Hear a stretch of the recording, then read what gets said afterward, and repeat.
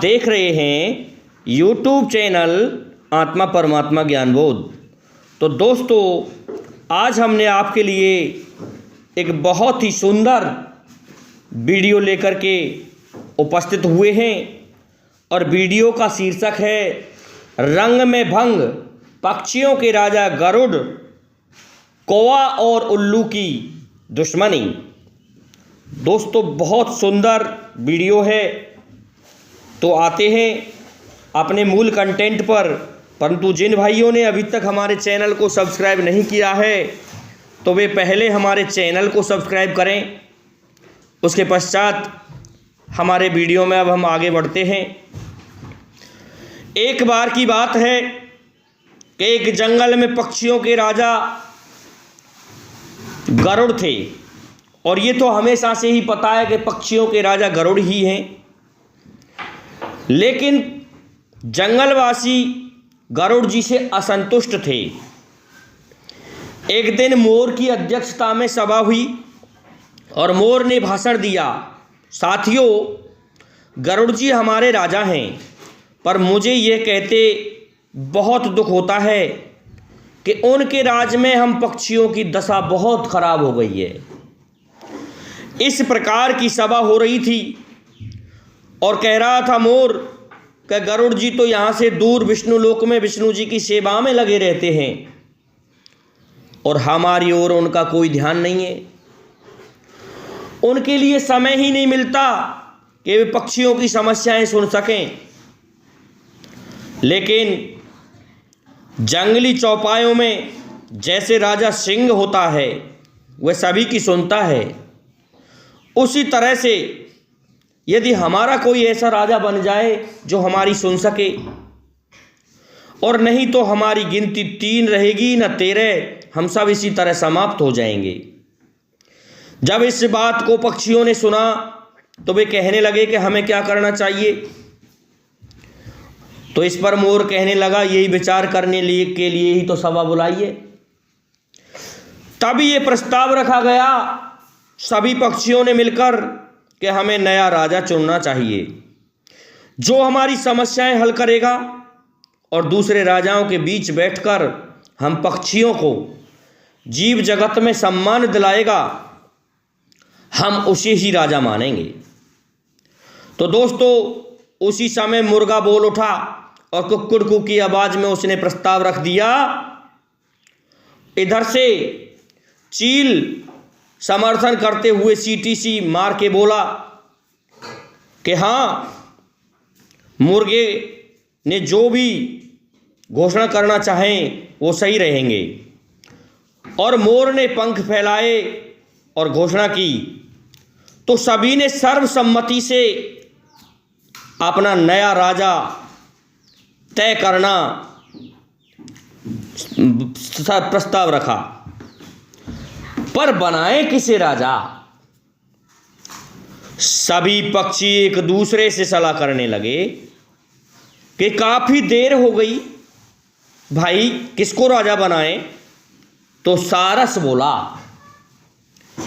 मैं राजा पद के लिए मेरी तरफ से नाम पेश कर रहा हूं, और वह है उल्लू, क्योंकि उल्लू बहुत बुद्धिमान होता है। उसकी आंखें तेजस्वी हैं, स्वभाव अति गंभीर है, ठीक जैसे राजा को शोभा देता है। और हॉर्नबिल ने भी सहमति से सिर हिलाते हुए यही कहा कि मैं सारस जी के प्रस्ताव का समर्थन करता हूं, क्योंकि ये सुझाव बहुत दूरदर्शितापूर्ण है। ये तो सब जानते ही हैं कि उल्लू जी लक्ष्मी जी की सवारी है। उल्लू हमारे राजा बन गए तो हमारी दरिद्रता दूर हो जाएगी। लक्ष्मी जी का नाम सुनते ही सब जादू सा प्रभाव हो गया। सभी पक्षी उल्लू को राजा बनाने के लिए राजी हो गए।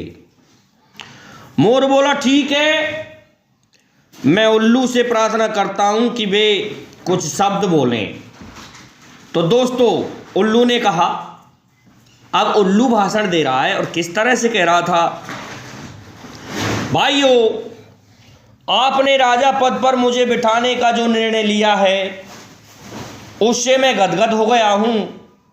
आपको विश्वास दिलाता हूँ कि मुझे आपकी सेवा करने का जो मौका मिला है मैं उसका उपयोग करते हुए आपकी सारी समस्याएं हल करने का भरसक प्रयत्न करूँगा। धन्यवाद। इस तरह से दोस्तों उल्लू ने भाषण दिया। पक्षियों ने एक स्वर में उल्लू महाराज की जय का नारा लगा दिया। कोयलें गाने लगीं। चील जाकर कहीं से मनमोहक डिजाइन वाला रेशम का शॉल उठा कर ले आई। उसे एक डाल पर लटकाया गया और उल्लू उस पर विराजमान हो गया। अब क्या होता है दोस्तों, कबूतर जाकर कपड़ों की रंग बिरंगी लीरें उठा कर ले आया। उन्हें पेड़ की टहनियों पर लटका कर सजाने लगे। मोरों की टोलियां पेड़ों के चारों ओर नाचने लगीं। मुर्गे व शुतुरमुर्गों ने पेड़ के निकट पंजों से मिट्टी खोद खोद कर एक बड़ा हवन कुंड तैयार कर दिया। दूसरे पक्षी लाल रंग के फूल ला ला कर कुंड में ढेर लगाने लगे।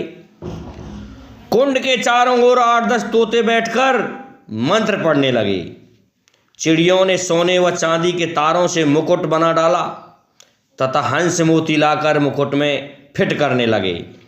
2 मुख्य तोते पुजारियों ने उल्लू से प्रार्थना की, हे पक्षी श्रेष्ठ, चलिए लक्ष्मी मंदिर चलकर लक्ष्मी जी का पूजन कर लेते हैं। राजा उल्लू तोते पंडितों के साथ लक्ष्मी मंदिर की ओर जा रहे थे। उनके जाने के कुछ क्षण पश्चात ही वह कौवा आ जाता है। अब तो दोस्तों चारों ओर जश्न का माहौल था, लेकिन कौवा उस जश्न को देख करके चौंक गया। उसने पूछा, अरे भाई यह किस उत्सव की तैयारी हो रही है? कौन सा उत्सव मनाया जा रहा है? पक्षियों ने उसे उल्लू के राजा बनने की बात बताई। कौवा चीखा, मुझे सभा में नहीं बुलाया गया, क्या मैं पक्षी नहीं था? मोर ने उत्तर दिया, ये जंगली पक्षियों की सभा है। तुम तो अब अधिकतर कस्बों और शहरों में रहने लगे हो, तुम्हारा हमसे क्या मतलब? कौवा उल्लू के राजा बनने की बात सुनकर जल भुन गया। वह सिर पीटने लगा और कां करने लगा और कहने लगा, तुम्हारा दिमाग खराब हो गया जो तुमने उल्लू को राजा बनाया है। वह चूहे खाकर जीता है, ये मत भूलो कि उल्लू केवल रात को बाहर निकलता है। अपनी समस्याएं और फरियाद लेकर किसके पास जाओगे? दिन को तो वह मिलेगा ही नहीं। कौवे की बातों को पक्षियों पर बहुत असर हुआ। वे आपस में कानाफूसी करने लगे, शायद उल्लू को राजा बनाने का निर्णय तो हमने गलत ही चुना है।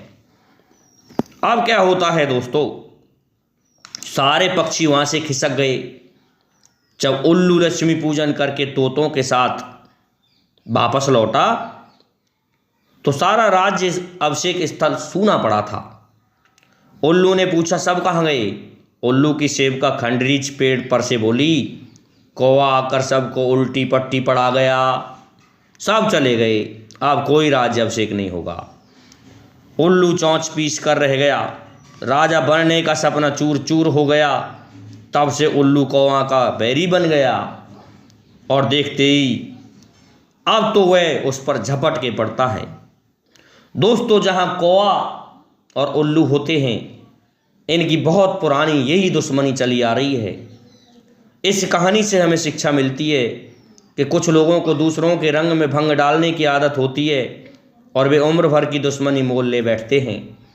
तो दोस्तों, इस प्रकार से हमने आपको ये पंचतंत्र का एपिसोड 4 सुनाया है। दोस्तों, आज के लिए इतना ही काफ़ी है। जय हिंद, जय भारत, जय जय श्री राधे, जय जय श्री राम। कहाँ से बंद करो? अब तो बंद करो ना जाने, तेरी बीमार तो लगी, कोई बात नहीं, बना चाहिए। देख यहाँ कर देकर बंद, तेने पहुँच कर दे दी सही।